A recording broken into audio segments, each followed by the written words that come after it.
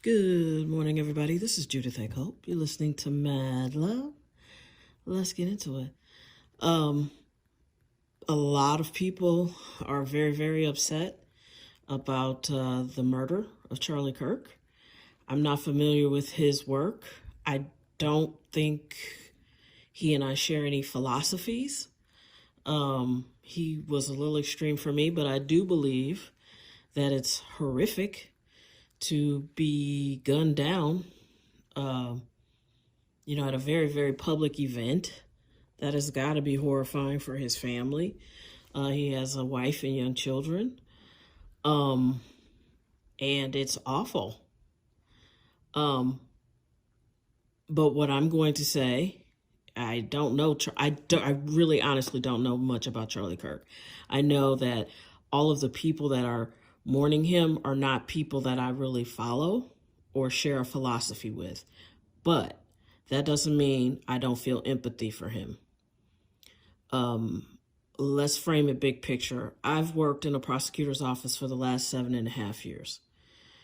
As of September 1st or August 31st, that was my last day. And I never really could talk about my work. No one really tells you don't talk about it, but you kind of know you shouldn't talk about things.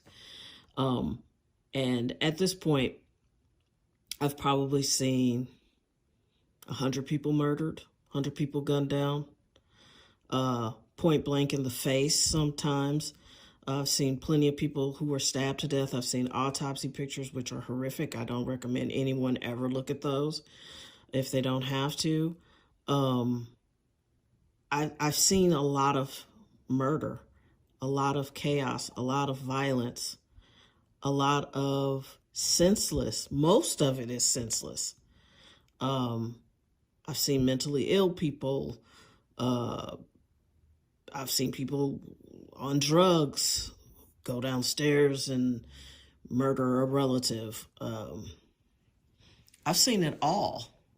And I'm saying the people that are so upset about the Ukrainian woman, which was upsetting, it is upsetting, but to frame it racially is missing the point.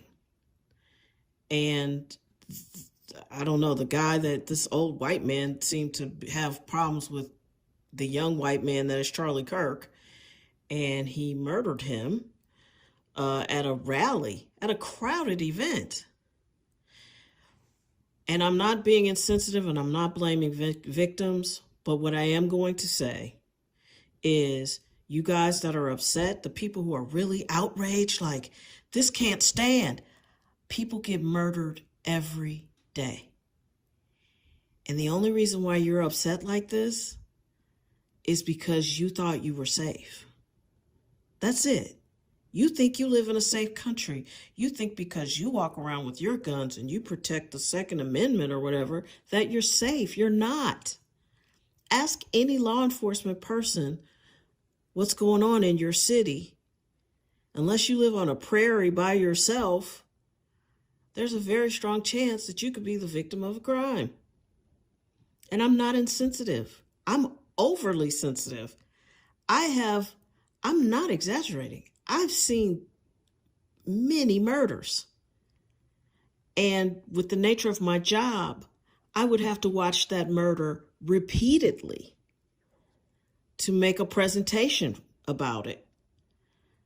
There was a day not too long ago, maybe 2 months ago, where I watched a young man die about 100 times because I had to do different edits. I had to make sure I had the right thing. Then the prosecutor wanted an edit. Then I had to go back, and then you start all over. And, by the time you're done, you've watched this person die many, many times.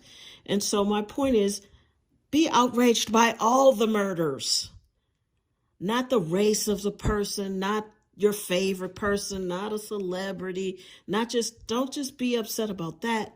Be upset about all of it. We are doing great harm to each other all of the time. If you would pick up your newspaper, even St. Louis has a terrible newspaper, but even they cover most of the murders. Not in any detail anymore because I just don't seem to have the staff for it. But if you would read your crime blotter, you would see that this is happening all of the time. I can think of 3 murders on buses and trains in St. Louis off the top of my head. I can also think of a woman, I told you guys about it yesterday, a woman who was shopping. She was like the church organist somewhere. She was just like the nicest lady ever. And some woman who was having mental illness drove up from Memphis and stabbed this lady. You know, or the guy who went into the Catholic supply store, and pulled out a gun, herded these women who were in the store into the bathroom, and the one woman who refused to give him a blowjob, he shot her in the head.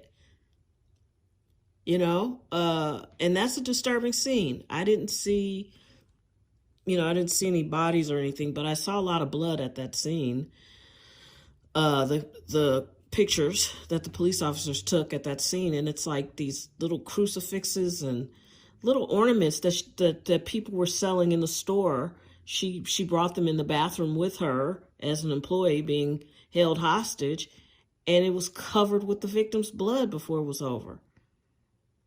This is happening. Where do you think you live?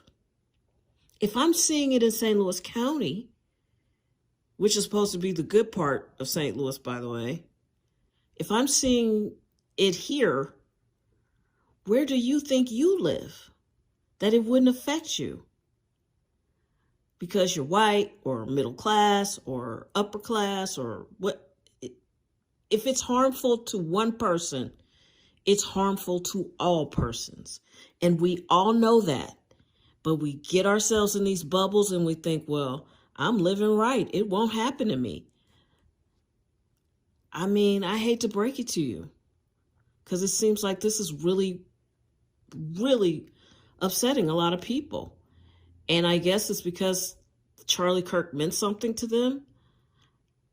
And I don't disrespect that. I don't know this man's work. I'm not familiar with him in any kind of way where I can critique his work. I don't know. But he had a lot of fans, and I get that.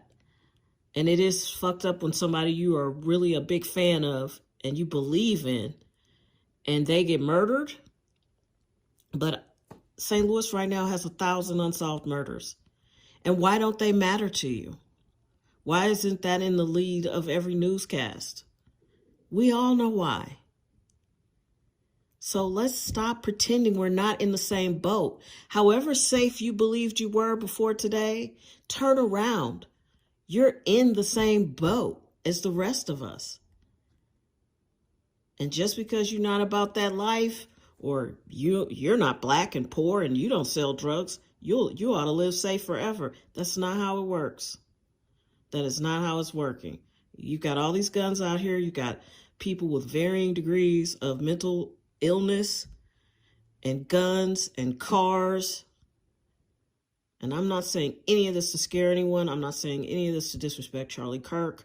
I have no disrespect or ill will towards him. I don't have to agree with you to not want you to die in the street like a dog. I think it's horrible. And all the trauma of people watching him get murdered. I worried about that all the time in my job. I mean, you could see there was a guy who got killed for his car. I don't know why these people had their little kids out at the convenience store at 11, 12 at night. I guess that's what people do. My parents didn't do that. But I'm old. I'm much older than a lot of these people. And my parents had a different style. And I was in bed. I was not out at the convenience store. And these kids, you can clearly see them watch a man get murdered and his car gets stolen. That's trauma. And you don't have to be poor or black or living in the wrong neighborhood for something like that to happen. Obviously, he was in the middle of Utah. My question to you is simple. Where is it that you think you live? And why do you believe you're safe? Because you're not. You're just not. Does that mean it's over and you got to hide? No. But I've often said, if people knew how bad it really was out here, they'd never leave their houses. And the American economy won't thrive like that. We are not without hope. Where there's life, there's hope. And there can be change. But you can't just change things. You have to improve things. And you can't just improve things for some people and not other people. This is what I've been talking about every day. The food system sucks. Education sucks. Healthcare sucks. But it only seems to matter to America at large when people who aren't supposed to suffer start suffering. And that's not right, and it's not fair. And I'm sorry this man lost his life. I am. I've seen a lot of people be murdered. I've made that clear. And I'm sorry all of them died the way they died. Even when they're not sympathetic victims. It's still horrific. And it's hard to watch. But this is part of where we are. And I just don't understand why people don't get it. Read your fucking local news. Wake up. You don't have to ban guns, but you need to figure something out because this is not working. And all those things you want to protect, those rights you want to protect, this is part of it. You can be a teenager right now and walk around downtown St. Louis with a long gun, and the police won't stop you. They can't stop you. It's not against the law. How does that even make any sense? Rest in peace, Charlie Kirk. And I'm sorry to all the people who are upset for your passing. I'm sorry that you died a violent death and you've got young kids. It happens every day.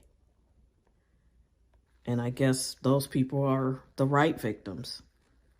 And now he's the wrong victim, so people are upset. The Ukrainian girl is the wrong victim. Well, guess what, motherfuckers? They're all the wrong victim. Nobody should die by violence. It's okay to have a natural death in America. Ugh.